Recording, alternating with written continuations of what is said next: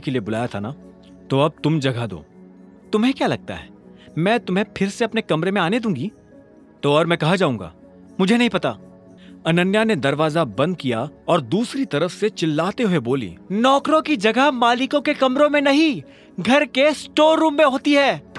यह सुनते ही अभिनव को बुरा लगा, पर वो कर भी क्या सकता था। उसने बस बंद दरवाजे को देखा और हताशा से अपना सिर हिलाने लगा। उसे पता था कि उसे बाकी कमरों में भी कोई जगह नहीं मिलने वाली है, इसलिए जहां इस घर के नौकर सोया करते थे, अभिनव वहां चला गया। वहां उसे किस्मत से एक बिस्तर खाली मिला और अभिनव उस पर जाकर सो गया। अभिनव को कब नींद लगी और कब सुबह हो गई उसे पता ही नहीं चला। वो जल्द से जल्द तैयार हुआ और AK प्राइवेट लिमिटेड पहुंच गया। जैसे ही वो कैब से बाहर निकला तो सबसे पहले उसकी नजर सनी पर पड़ी। सनी ने भी उसे देखा और चालाकी से मुस्कुराते हुए बोला, आहा, देखो जरा कौन आया है, सिक्योरिटी। वो अभिनव को अंदर नहीं आने देना चाहता था। सनी की एक आवाज पर सिक्योरिटी वाले वहां आकर खड़े हो गए।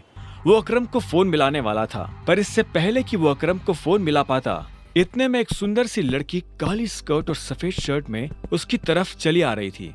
उसने आते ही सिक्योरिटी वालों से कहा, तुम लोग जा सकते हो, ये मेरे साथ है। इतना कहकर उसने अभिनव की तरफ देखा। ये देख सनी के होश उड़ गए। उस दिन पार्टी में और अब यहाँ भी अभिनव ने सनी को गलत साबित कर दिया था। इससे पहले कि वो कुछ कह पाता, अकरम की सेक्रेटरी जेनी ने उसे शांत रहने का इशारा कर दिया था। अभिनव को सनी के चेहरे पर छाया मातम देखकर काफी खुशी हो रही थी।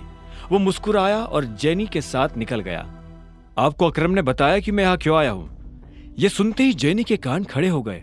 अभिनव जैसा आदमी जो यहाँ नौकरी के लिए आया था, वो अकरम को अकरम कहकर बुला रहा था। जेनी ने इस सवाल का कोई जवाब नहीं दिया। उसने अपने ऑफिस का दरवाजा खोला और अंदर चली गई।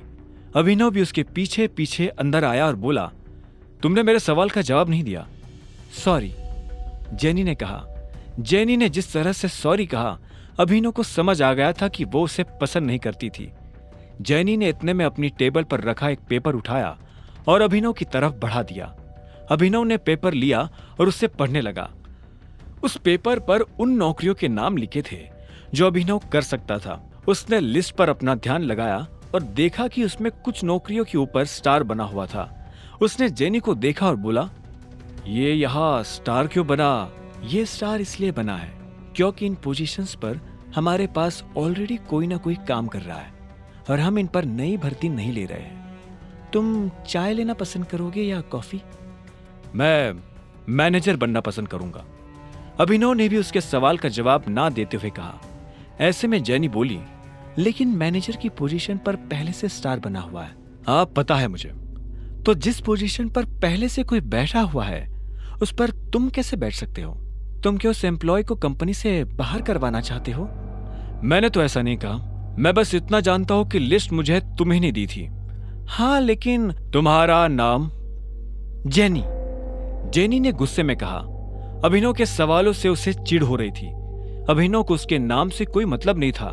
उसने आखिर में कहा, देखो जेनी, इसमें मेरी कोई गलती नहीं है। तुमने मुझे लिस्ट लाकर दी, मैंने उसमें से अपनी पसंद की पोस्ट चुन ली। अब आगे क्या करना है वो तुम देखो। ठीक है मिस्टर अभिनव, तो अब मुझे तुम्हारे बारे में कुछ जानकारियों की जरूरत पड़ने वाली है और तुम्हारा ऑफिस कल से शुरू हो जाएगा, जेनी ने कहा। अभिनव ने हाँ में सिर हिलाया और वहां से निकल गया। सनी को अभी भी समझ नहीं आ रहा था कि आखिर अभिनव वहां क्या लेने आया था।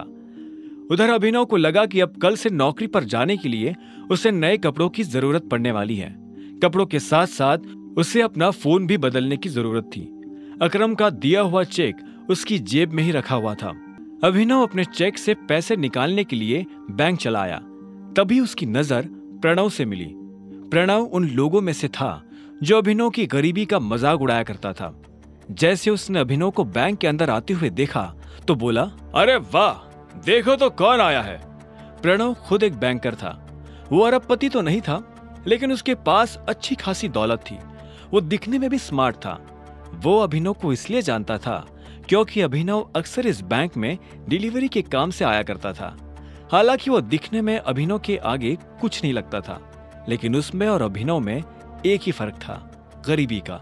हेलो, मुझे थोड़े पैसे निकालने हैं, अभिनव ने कहा और प्रणव को चेक दिखाने लगा। प्रणव ने बिना चेक देखे कहा, चेक से? तुम्हें पता है ना, चेक से सिर्फ बड़ी रकम ही निकाली जा सकती है। मेरा अमाउंट बड़ा है, यहाँ काउंटर पर नहीं निकल पाएगा, इसलिए मैं मैनेजर से मिलना चाहता हूँ। ये सुनते ही प्रणव जोर जोर से हंसने लगा और बोला, तुम्हें उसकी जरूरत नहीं पड़ेगी, मुझे अपना चेक दिखाओ।